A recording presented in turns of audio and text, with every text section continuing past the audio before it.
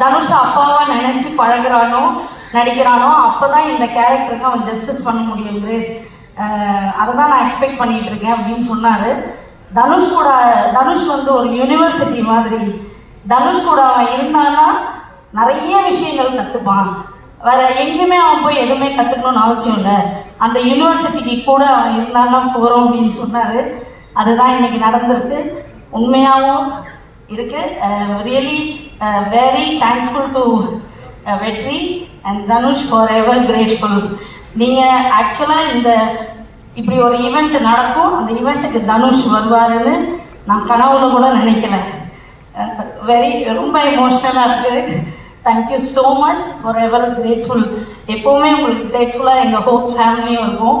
And என்னோட family எல்லாருக்குமே and என்னோட ஃப்ரெண்ட்ஸ் எல்லாருக்குமே நான் ரொம்ப தேங்க் பண்ணிக்கிறேன். Karuppaiya thank you so much. அம்மா முத்து, விக்கி எல்லாருக்குமே தேங்க்ஸ். அண்ட்